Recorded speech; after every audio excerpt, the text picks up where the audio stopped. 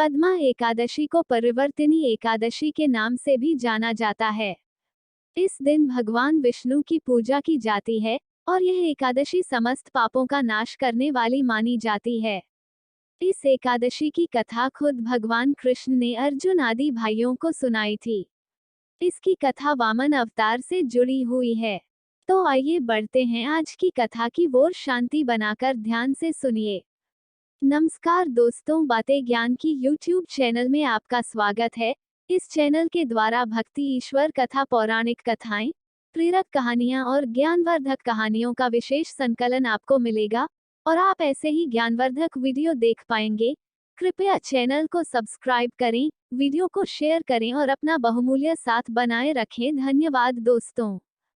धर्मराज युधिष्ठिर ने कहा, हे केशव, आषाढ़ शुक्ल एकादशी का क्या नाम है? इस व्रत के करने की विधि क्या है और किस देवता का पूजन किया जाता है? श्री कृष्ण कहने लगे कि हे युधिष्ठिर, जिस कथा को ब्रह्मा जी ने नारद जी से कहा था वही मैं तुमसे कहता हूँ।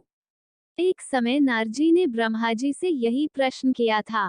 तब ब्रह्मा जी ने उत्तर दिया कि हे नारद, तुमने कलियुगी जीवों के उद्धार के लिए बहुत उत्तम प्रश्न किया है, क्योंकि एकादशी का व्रत सब व्रतों में उत्तम है। इस व्रत से समस्त पाप नष्ट हो जाते हैं और जो मनुष्य इस व्रत को नहीं करते वे नरकगामी होते हैं। इस व्रत के करने से भगवान विष्णु प्रसन्न होते हैं। इस एकादशी का नाम पद्मा है। अब मैं तुमसे एक पौराणिक कथा कहता हूँ, तुम मन लगाकर सुनो। सूर्यवंश में मांधाता नाम का एक चक्रवर्ती राजा हुआ है, जो सत्यवादी और महान प्रतापी था। वो अपनी प्रजा का पुत्र की भांति पालन किया करता था। उसकी सारी प्रजा धन धान्य से भरपूर और सुखी थी। उसके राज्य में कभी अकाल नहीं पड़ता था। एक समय उस राजा के राज्य में 3 वर्ष तक वर्षा नहीं हुई और अकाल पड़ गया। प्रजा अन्न की कमी के कारण अत्यंत दुखी हो गई। अन्न के न होने से राज्य में यज्ञादि भी बंद हो गए। एक दिन प्रजा राजा के पास जाकर कहने लगी कि हे राजा, सारी प्रजा त्राही त्राही पुकार रही है, क्योंकि समस्त विश्व की सृष्टि का कारण वर्षा है। वर्षा के अभाव से अकाल पड़ गया है और अकाल से प्रजा मर रही है। इसलिए हे राजन, कोई ऐसा उपाय बताओ जिससे प्रजा का कष्ट दूर हो। राजा मांधाता कहने लगे कि आप लोग ठीक कह रहे हैं, वर्षा से ही अन्न उत्पन्न होता है और आप लोग वर्षा न होने से अत्यंत दुखी हो गए हैं। मैं आप लोगों के दुखों को समझता हूँ। ऐसा कहकर राजा कुछ सेना साथ लेकर वन की तरफ चल दिया। वो अनेक ऋषियों के आश्रम में भ्रमण करता हुआ अंत में ब्रह्मा जी के पुत्र अंगिरा ऋषि के आश्रम में पहुंचा। वहां राजा ने घोड़े से उतरकर अंगिरा ऋषि को प्रणाम किया। मुनि ने राजा को आशीर्वाद देकर कुशलक्षेम के पश्चात उनसे आश्रम में आने का कारण पूछा।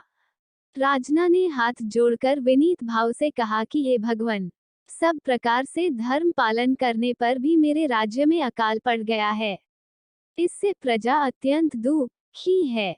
राजा के पापों के प्रभाव से ही प्रजा को कष्ट होता है, ऐसा शास्त्रों में कहा है।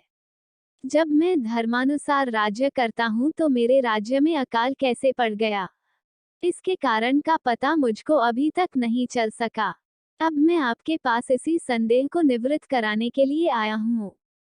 कृपा करके मेरे इस संदेह को दूर कीजिए, साथ ही प्रजा के कष्ट को दूर करने का कोई उपाय बताइए। इतनी बात सुनकर ऋषि कहने लगे कि हे राजन, ये सतयुग सब युगों में उत्तम है। इसमें धर्म को चारों चरण सम्मिलित हैं, अर्थात इस युग में धर्म की सबसे अधिक उन्नति है।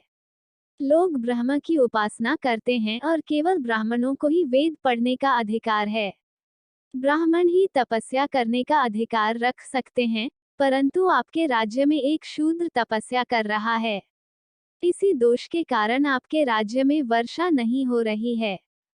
इसलिए यदि आप प्रजा का भला चाहते हो तो उस शूद्र का वध कर दो। इस पर राजा कहने लगा कि महाराज, मैं उस निरपराध तपस्या करने वाले शूद्र को किस तरह मार सकता हूँ?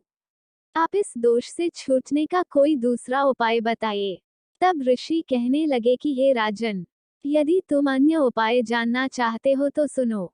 आषाढ़ मास के शुक्ल पक्ष की पद्मा नाम की एकादशी का विधिपूर्वक व्रत करो। व्रत के प्रभाव से तुम्हारे राज्य में वर्षा होगी और प्रजा सुख प्राप्त करेगी, क्योंकि इस एकादशी का व्रत सब सिद्धियों को देने वाला है और समस्त उपद्रवों को नाश करने वाला है। इस एकादशी का व्रत तुम प्रजा, सेवक तथा मंत्रियों सहित करो। मुनि के इस वचन को सुनकर राजा अपने नगर को वापस आया और उसने विधिपूर्वक पद्मा एकादशी का व्रत किया। उस व्रत के प्रभाव से वर्षा हुई और प्रजा को सुख पहुंचा। अतः इस मास की एकादशी का व्रत सब मनुष्यों को करना चाहिए। यह व्रत इस लोक में भोग और परलोक में मुक्ति को देने वाला है। इस कथा को पढ़ने और सुनने से मनुष्य के समस्त पाप नाश को प्राप्त हो जाते हैं।